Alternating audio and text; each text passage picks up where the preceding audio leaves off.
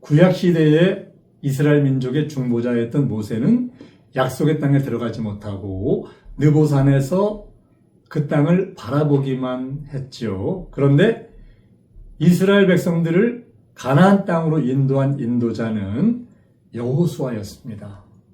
우리는 모세 시종 여호수아가 도대체 어떤 인물이기에 하나님께 택하심을 받아 모세도 못했던 이스라엘 백성을 가나안 땅으로 인도했는지 성경에서 그 깊은 하나님의 뜻을 성경의 가르침을 오늘 찾아볼 필요가 있다고 생각을 합니다.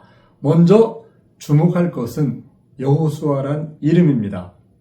여호수아의 본래 이름은 호세아였습니다. 호세아라는 이름의 뜻은 구원하다, 건져내다, 살리다 이런 뜻입니다.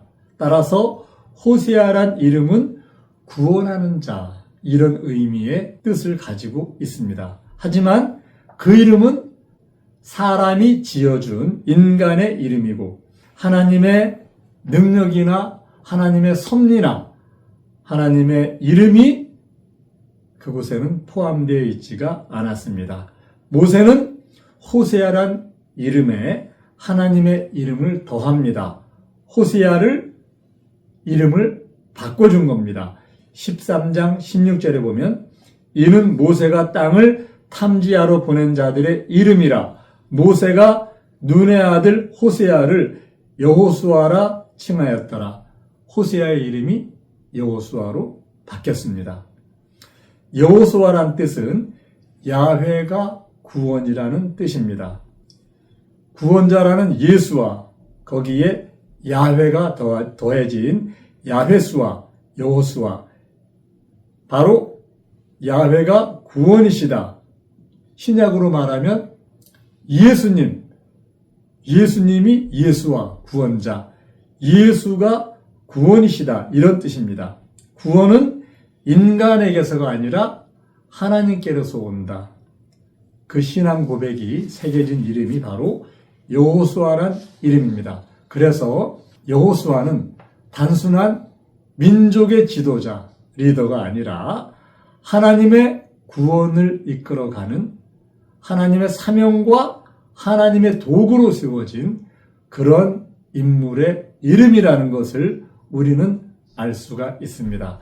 여호수아는 예수님의 예표인 것입니다.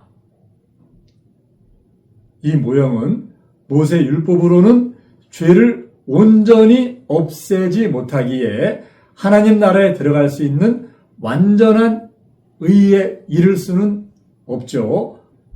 예수께서 그 일을 이루심을 보여주는 그림자가 바로 여호수아가 가나안 땅으로 이스라엘 민족들을 인도하는 과정이라고 볼 수가 있습니다. 모세 율법으로는 최종 목적지가 가나안 땅이었죠. 그러나 예수님이 이끄시는 최종 목적지는 이 땅의 땅이 아니라 하나님의 나라의 차이가 있죠. 그 시대는 종의 시대, 육체의 시대였고 지금은 영의 시대, 이 차이가 있는 겁니다. 로마서 3장 20절에 보면 그러므로 율법의 행위로 그 앞에 의롭다 하심을 얻을 육체가 없나니 율법으로는 죄를 깨달음이라. 이제 율법 외에 하나님의 한 의가 나타났으니 율법과 선지자들의 증거를 받은 것이라. 율법과 선지자는 예수님을 증거하는 몽학선생 이렇게 성경은 기록하고 있잖아요.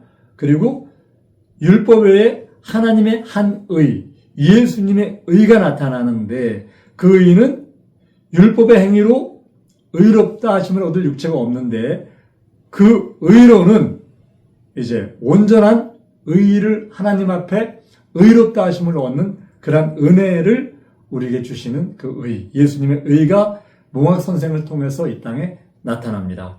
갈라디아서에 보면요, 옛 언약을 몽학선생이다 이렇게 비교를 하고 있는데요.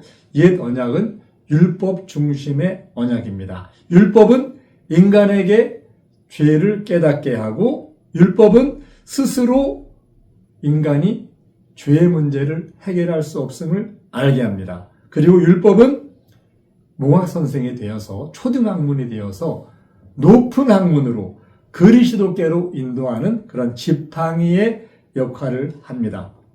초등학교 교사가 아이들을 계속 상급학교로 진학시키는 원리와 동일한 게 바로 율법과 새 언약이라고 보시면 되겠습니다. 모세 율법에서 예수님께로 우리는 온전하게 나아가야만 됩니다. 그 얘기까지 잘하는 믿음, 이 믿음을 하나님은 우리에게 요구하십니다. 갈라디아서 3장 24절에 보면요. 이같이 율법이 우리를 그리스도에게로 인도하는 몽학선생이 되어 우리로 하여금 믿음으로 말미암아 의롭다함을 얻게 하려 함이니라. 이렇게 기록하고 있습니다. 율법은 구원을 주지 않고 구원이 필요함을 알게 하는 역할은 합니다. 몽학선생은 목적지가 아니고 목적지로 데려가는 안내자 역할을 하는 게 몽학선생이지요. 율법의 마지막 선지자고 여자가 낳은 자 중에 가장 크다는 침례 요한, 그 역시 기초학문만 가르쳤습니다. 요한은 구약적 회개와 속죄함의 침례를 주면서 신자들을 예수님께로 인도했습니다. 누가복음 7장에 보면 요한이 그 제자 중 둘을 불러 주께 보내어 가로되 오실 그이가 당신이 오니이까 우리가 다른 일을 기다리오리이까 하라 하며 그는 이제 기초학문을 가르치면서 오실 그이를 구약의 회개의 침례를 주면서 죄사함의 침례를 주면서 성령으로 침례를 주는 그분을 기다렸습니다. 오실 자를 기다렸습니다. 요한의 침례를 받은 신자들이 다시 실체인 예수님의 온전한 죄사함의 침례를 받아야 했습니다. 사도행전 19장 3절에 보면요. 바울이 가로되 그러면 너희가 무슨 침례를 받았느냐? 대답하되 요한의 침례로라.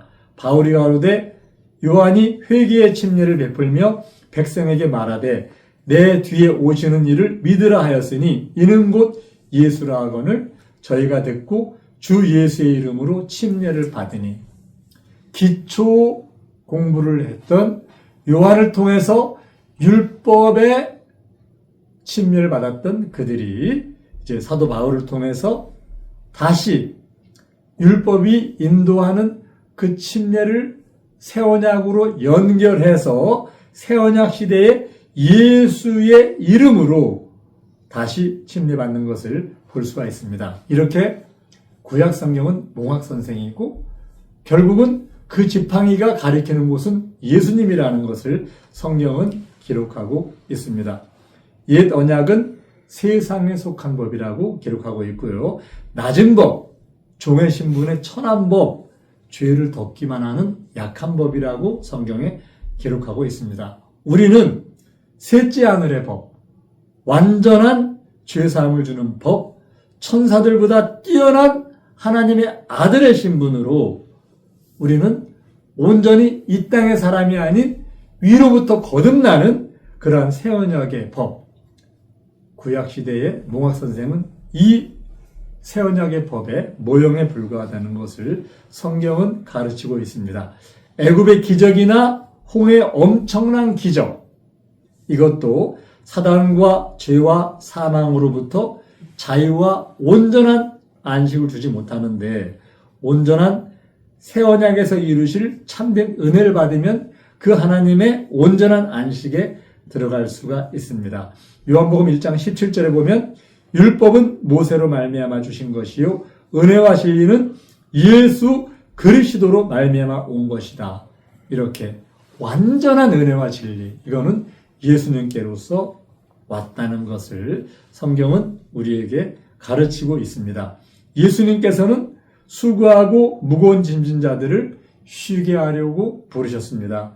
여러분, 이 땅을 살면서 하나님의 위로하심이 필요한 사람들 너무 많습니다.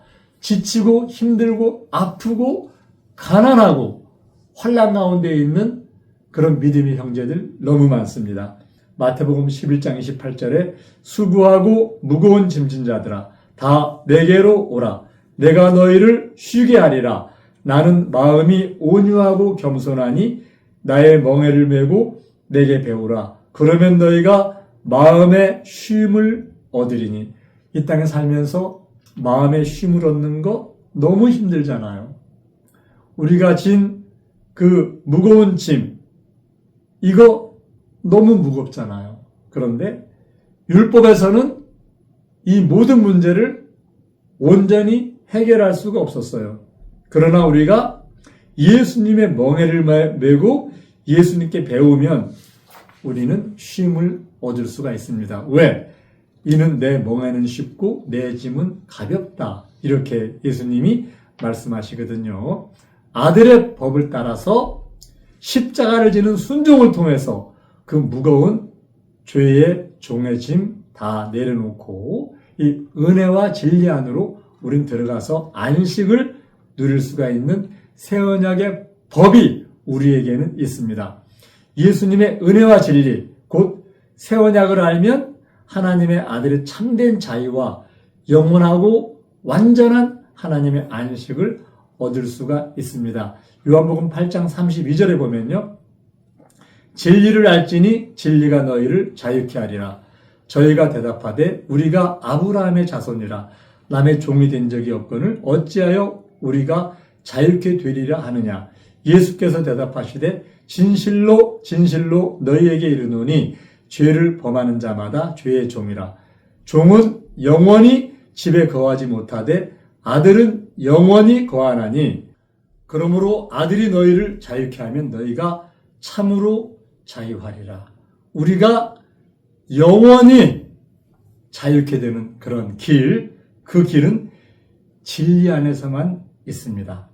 옛 언약 시대의 모형과 그림자 시대의 사람들은요, 그들은 아브라함의 자손이었지만 그들은 죄를 범하는 죄의 종이었습니다. 죄를 사할 수 있는 방법이 없었습니다. 오늘 이 말씀을 들으시면서 모형과 그림자와 실체에 대해서 깊이 있게 이해를 많이 하셨으면 좋겠습니다. 그 자유는요, 하나님 앞에서의 진정한 자유, 첫 번째는 죄로부터 해방되는 자유. 예수님이 오시기 전까지는 해방되는 방법이, 길이 없었습니다. 둘째는 우리가 셋째 하늘에서 하나님과 함께 누리는 자유가 있습니다. 즉 만유를 발 아래 두고 다스릴 수 있는 하나님의 자녀로서의 특권이 있습니다. 여러분의 발이 만유 위에 선다는 것, 예수님을 머리로 그 예수님의 머리에 연합된 지체가 되어서 여러분을 칭하는 이름이 바로 머리를 따라서 부르는 그 예수님의 이름으로 여러분을 칭하는 존귀한 자리에 간다는 것, 이게 바로 완전한 새 언약이 약속한 하나님의 은혜임을 우리는 알고 있습니다. 고린도전서 9장 21절에 보면요, 율법 없는 자에게는 내가 하나님께는 율법 없는 자가 아니요 도리어 그리스도의 율법 아래에 있는 자나 율법 없는 자와 같이 된 것은 율법 없는 자들을 얻고자 함이라. 야고보서 1장 25절에 보면요, 예수님이 우리를 인도하시는 것은 자유입니다. 그리고 우리에게 주시는 예수님의 법은 역시 율법입니다. 어떤 율법인가요? 종의 율법이 아니라 자유케 하는 율법입니다. 야고보서 1장 25절에 자유하게 하는 온전한 율법, 이렇게 기록이 되어 있고요. 2장 12절에 너희는 자유의 율법대로 심판받을 자처럼 말도 하고 행하기도 하라. 우리는 자유의 율법 안에 거하는 사람들입니다. 여러분들 이 자유의 율법 안에서 참된 하나님의 위로 안에서 마음의 쉼을 누리시기를 예수님의 이름으로 부탁을 드립니다. 감사합니다. 성경대로